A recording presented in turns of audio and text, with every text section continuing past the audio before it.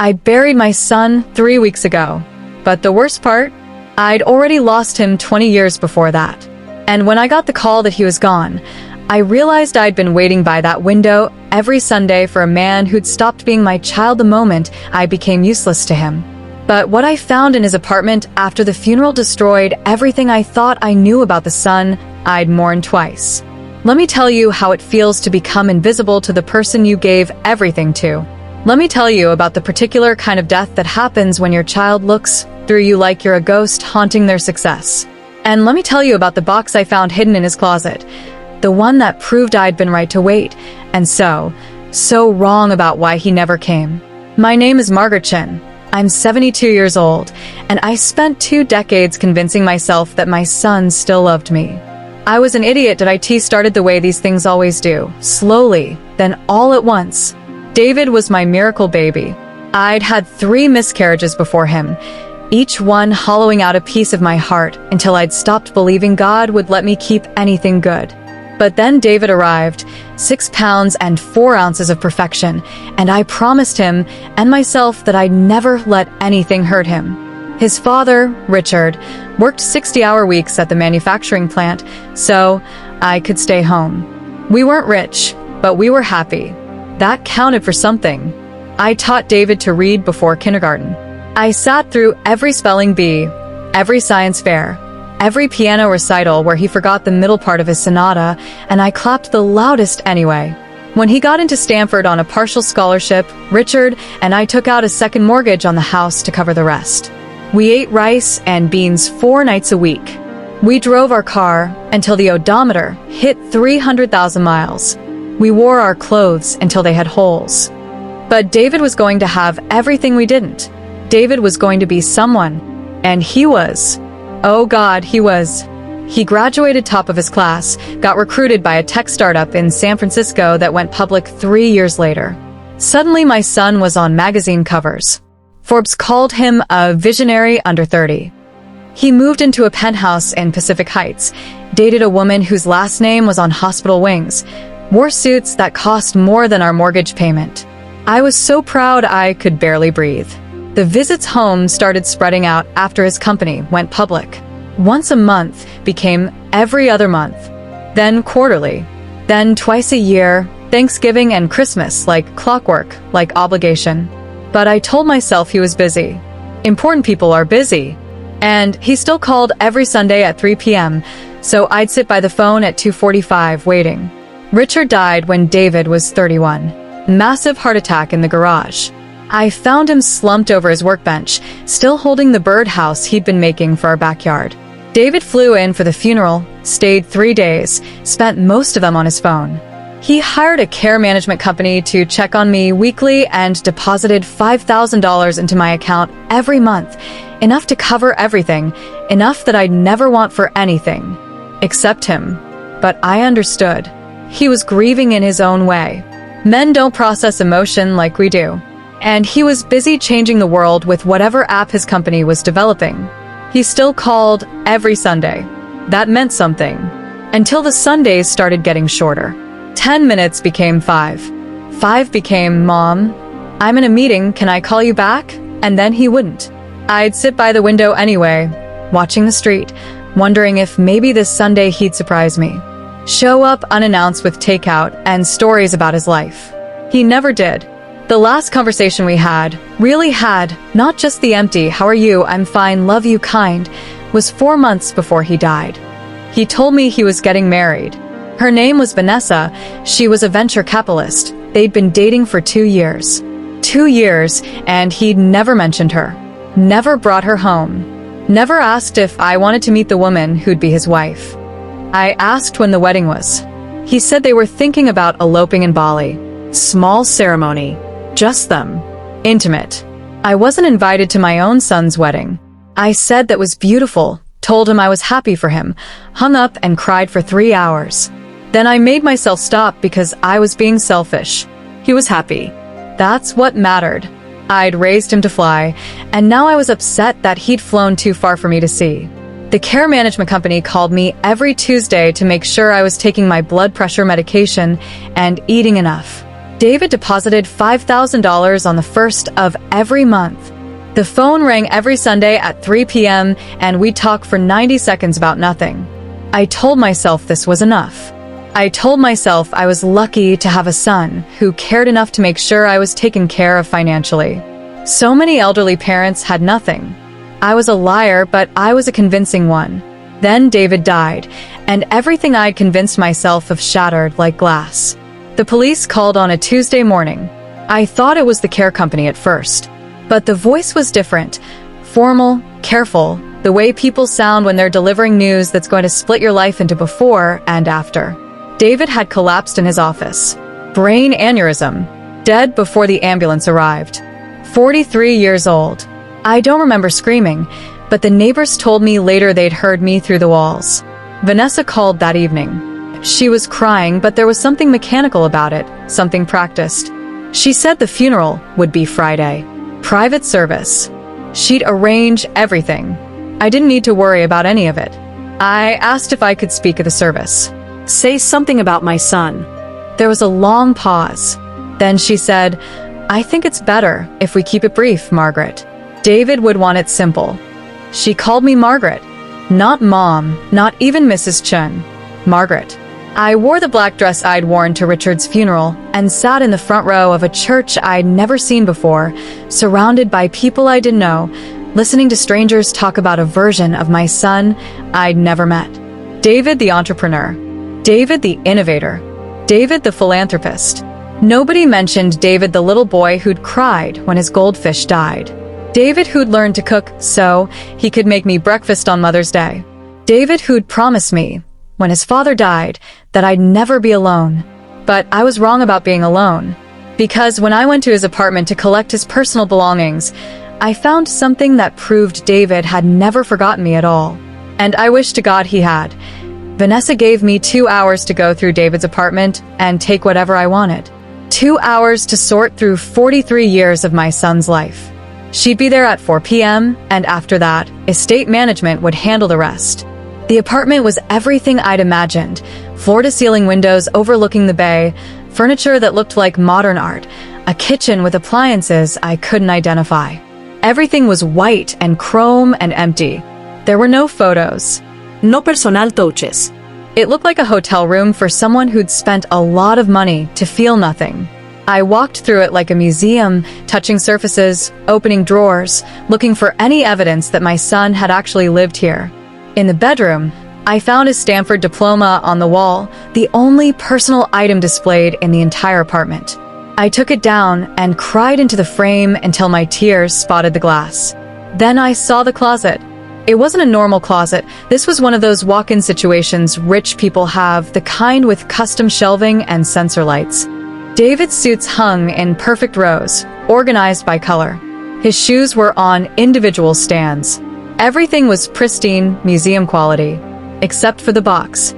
It was shoved in the back corner, under a pile of winter coats he'd probably never worn in California. Cardboard, old, the corners soft with age. The kind of box you move from apartment to apartment without ever unpacking because you can't bear to look inside, but can't throw away either. I pulled it out. No label, just weight. Inside were letters. Hundreds of them. All addressed to me, in David's handwriting. None of them mailed. My hands shook as I pulled out the first one. Dated 15 years ago. Dear Mom, I tried calling today, but I couldn't make myself dial. Every Sunday I sit with the phone, and I think about picking it up and telling you the truth. But what truth? That I'm miserable? That everything I've built feels hollow? That I look at my bank account and want to set it on fire? You sacrificed everything for me. You and Dad worked yourselves to death, so I could have opportunities. And I did it, Mom. I became everything you wanted me to be. I'm successful and rich and important. And I hate every second of it. But how do I tell you that? How do I tell you that Stanford was where I learned to pretend? That my job is soul-crushing? That every time I achieve something, all I feel is emptier? You'd be so disappointed. You'd think I was ungrateful. So I keep calling. I keep pretending.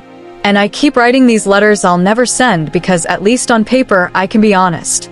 I'm sorry I'm not the son you think I am. I love you, David. I dropped the letter like it was on fire. There were more, so many more, letters about his depression, his anxiety, his therapist telling him he'd built his entire identity around pleasing his parents and didn't know who he was underneath. Letters about prescription pills and dark thoughts. Letters about Vanessa, how they'd started dating because she fit the image of who he was supposed to be, how he'd proposed because it was the next milestone, how he didn't love her but didn't know how to stop the momentum of his own life. Letters about me. I saw your Facebook post today about how proud you are of me. It made me sick. Not because of you, because of me. Because I know I'm lying to you every single day. You wait by that window every Sunday, and I see your posts about it. Mrs. Martinez from next door told me once when she called to check on you. She said you sit there from 2:30 on, just in case I decide to surprise you. Mom, I'm never going to surprise you. I can barely make myself call. Every time I hear your voice, I want to scream, because you sound so happy and proud, and I know it's all based on a lie. I'm not who you think I am. I'm barely a person at all anymore. But I can't tell you. I can't destroy the one thing you have left. Your belief that your son made it. That all those sacrifices meant something. So I keep sending money. I keep making the calls. I keep you at a distance because if you got too close, you'd see right through me. I'm a coward, and I'm sorry. The letters went on for years. Different therapists, different medications, different strategies for managing his life instead of living it. Plans for quitting his job that he never followed through on. Drafts of conversations he wanted to have with me, but couldn't. And in every single one, he talked about how much he loved me, how he thought about me constantly, how he wanted so desperately to be the son I deserved, but didn't know how to dismantle the prison he built trying to become him. The last letter was dated 3 weeks before he died. Mom, I'm going to call you this Sunday and tell you everything. I'm going to tell you that I'm not okay, that I haven't been okay, that I need help. I'm going to ask if I can come home for a while. Not to your house, I know that's too much, but to Sacramento. Somewhere close. Somewhere I can remember who I was before I became this. My therapist says I'm finally ready, that I've done the work to stop performing and start being honest. She says you'll understand, that mothers always do. I'm terrified you'll be disappointed, but I'm more terrified of spending another day pretending. This Sunday, I promise, I'll tell you everything. I love you so much, David. That Sunday, 3 weeks ago, my phone rang at 3 p.m. I answered. We talked for 47 seconds about the weather. He said he had to go, he'd call next week. Then he hung up. And 3 days later, his brain killed him before he could keep his promise. I sat on the floor of my dead son's closet and realized I'd spent 20 years waiting for a man who'd been drowning in plain sight. But that wasn't even the worst part. Because at the bottom of the box, I found something that changed everything I thought I knew about why he couldn't come home. Under all the letters was a folder. Medical records. Genetic test results. Consultation notes from specialists I'd never heard of. David had Huntington's disease. The same disease that had killed my mother when I was 16. I'd watched my mother deteriorate for 3 years. Personality changes, involuntary movements, cognitive decline, until she wasn't my mother anymore, but something cruel wearing her face. I'd promised myself I'd never have children because I couldn't do that to someone I loved.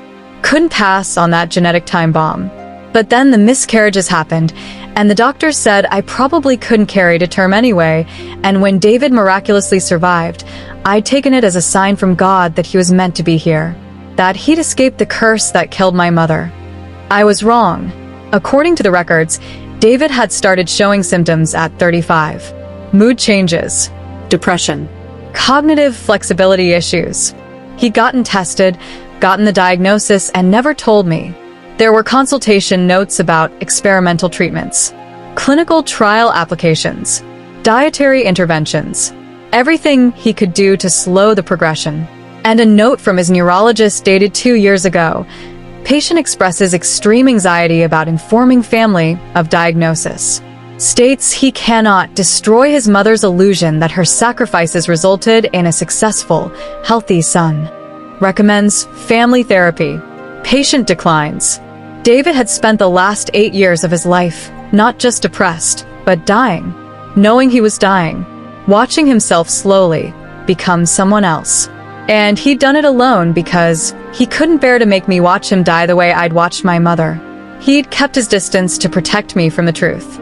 Every shortened phone call, every canceled visit, every wall he'd built between us, it wasn't because he didn't love me. It was because he loved me too much to let me see what was happening. The care management company wasn't just checking on me. According to notes I found in another folder, David had hired them 3 years ago with instructions that if his symptoms progressed to the point where he could no longer manage his own affairs, they were to facilitate moving me into a full care community. He'd set up a trust, millions of dollars, to make sure I'd never want for anything, even after he was gone. He'd been planning his own decline, while keeping up the performance of success.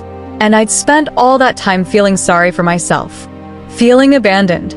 Sitting by that window like a victim instead of understanding that my son was protecting me the only way he knew how. I found one more letter, unsealed, dated the day he died. Mom, I didn't call on Sunday like I promised. I sat with the phone for an hour, and I couldn't do it. Not because I don't want to be honest, but because I saw myself in the mirror this morning, and the movements are getting worse. The way my hand trembles. The facial tics I can't control anymore. I don't want your last memory of me to be what I'm becoming. I've watched the videos of Grandma from when she was sick. I've read your journals from that time, the ones you kept in the storage unit with her things. I know what's coming. I know what this disease does. So here's what I'm going to do instead. I'm going to make sure you're taken care of forever. I'm going to work until I can't anymore. And when the time comes, I'm going to die somewhere you can't see. It's not fair to you. I know that. You deserved a son who could sit by your window and hold your hand. You deserved honesty. But I can't give you the truth without giving you the nightmare. And I love you too much for that. This is the last letter. I'm not writing anymore. I'm just going to live whatever time I have left, and I'm going to try to make peace with the fact that you'll never understand why I stayed away. I hope someday you'll forgive me for being a coward. All my love, always, David. The aneurysm wasn't random. According to the medical records, it was a complication of the Huntington's. His brain had been deteriorating for years.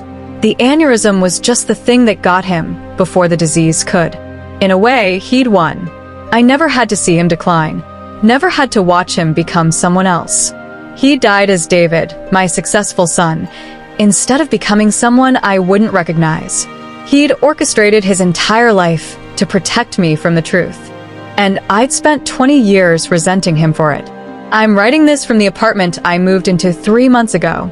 The trust David set up gave me options: stay in the house, move closer to the city, whatever I needed. I chose a small place in Sacramento, near the river. I sit by the window here too, but I'm not waiting anymore.